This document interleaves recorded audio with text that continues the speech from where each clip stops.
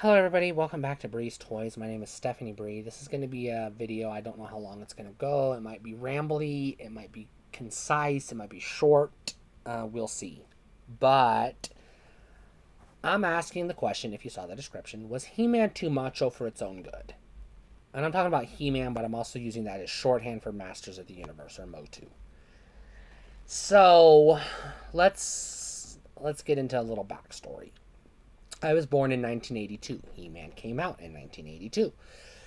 I knew I'm transgender. I knew I was supposed to be a girl from pretty much birth. I always wanted to be a girl. I always knew that I didn't like being a boy. I never wanted to be a boy. I thought it was icky. I wanted to be a girl. Please let me be. I used to pray to God every night, let me wake up a girl.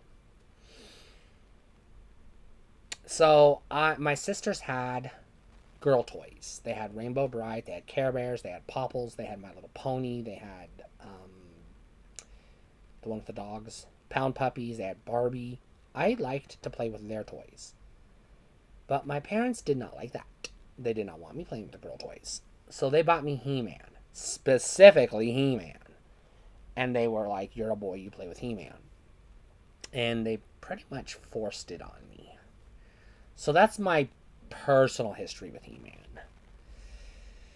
So yeah, it was definitely macho from the beginning. It was, I have the power. It is this big buff fucking dude with his pecs out and a giant sword screaming, I have the power. But everything was kind of misogynistic and macho in the 80s, right? I mean, was He-Man special in that regards? Well, here's the thing. In 1986 or 1987, I believe, 86 or 87, Masters of the Universe was on top of the goddamn world. It was huge. It was everywhere. You can watch the documentaries or read it up on YouTube. It was fucking everywhere, or Wikipedia, whatever. It was huge. You couldn't get away from it. It was gigantic. And they noticed, Mattel, who made the toys, noticed girls were playing with He-Man too.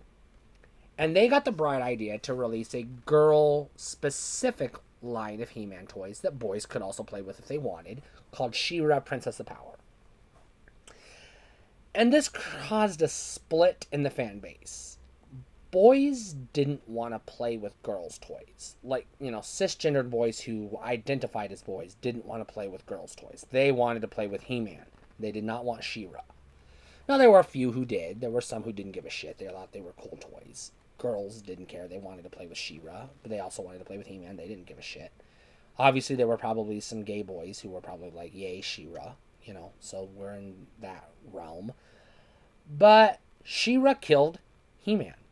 This is well documented. It is the point when He-Man, the cartoon, was canceled. It was replaced by the She-Ra cartoon, so you couldn't watch He-Man anymore. You could only watch reruns. There were no new episodes. The toys weren't selling anymore. It just fell off a cliff, and it was done. And it has never come back since. It's in a weird renaissance now, but they had to work really, really, really hard to get it to where it is. Every time they've tried to bring it back, it fizzled out. It never caught on. It never matched its previous success. You can kind of attribute its modern success to the two Netflix shows. So you can kind of say Netflix had a hand in that. And also collectors are like, adults now with jobs. And the toys are actually better. The new figures are better than the old figures. So there is that. Then in 1987,